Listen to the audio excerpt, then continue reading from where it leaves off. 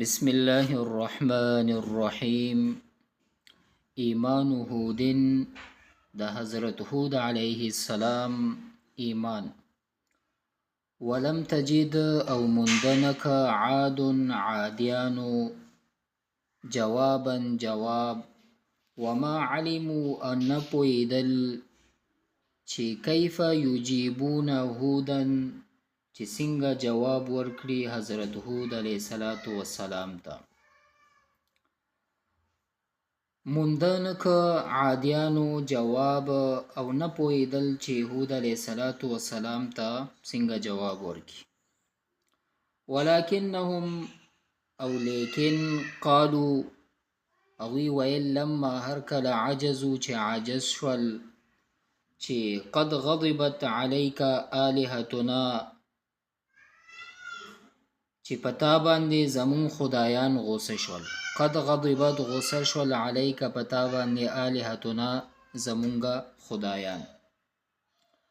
فاصابک نو رسیدلې دې تا ته مرض فی عقلک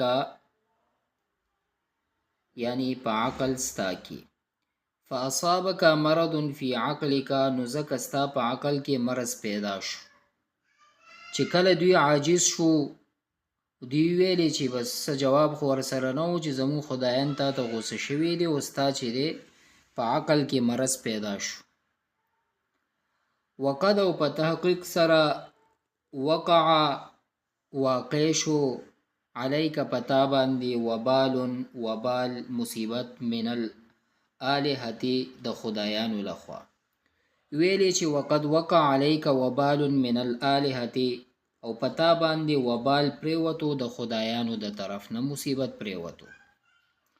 قال هود علیہ السلام ویلی چې ان هذه الاصنام دغه بوتان حجارة کانی دی لا تنفع احدا هیچ چاته نه نفع رسول شي ولا تضر او نظرر.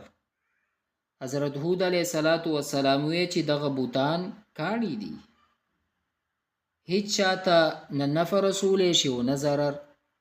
وان هذه الاصنام او دغه بوتان حجارة کانی دي لا تتکلم نه خبرې کوي ولا تسمع نه اوري ولا تنظر او نه ویني. نو ویل چې دغه بوتان کانی دي او نه خبرې کوي او نه اوري او نه ګوري. ان هذه الاصنام دغه بوتان لا تملك خيرا ولا شرا نه د خیر او نه د شر مالکان دي. یعنی دا بوتان نه د خیر مالکان دي او نه د شر، یعنی هیڅ شی د وسه نه دی، هیڅ ضرر او یعنی خیر او شر نشي رسولی چاته. ولا تملك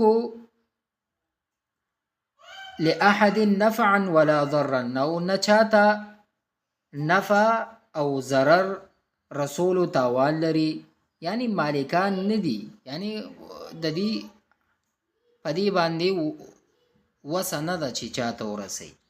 ولا تملك لاحد نفعا ولا ضرا او نه چاته د نفع رسول او نه هم د ضرر رسول دي تاوان لري.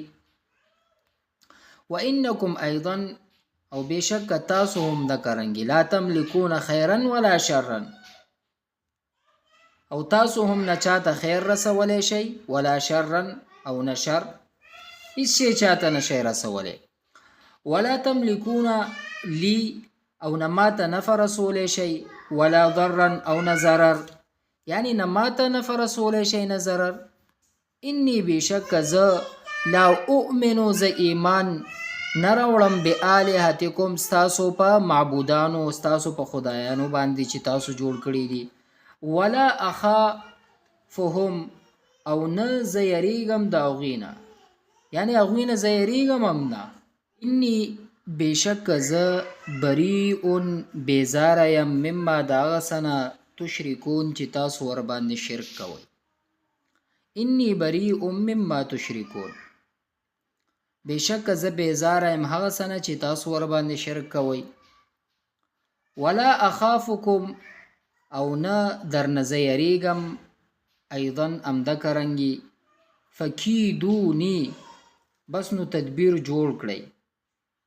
مطلب دا چې د ضرر رسولو ماته اراده وکړئ، ضرر ورسوئ. جمیعا ټول بس دا ونیسئ، یعنی شروع وکئ. انی بېشکه زه توکل کومه علی الله په الله باندې ربي چې رب زما دی و ربکم او ستاسو هم رب دی.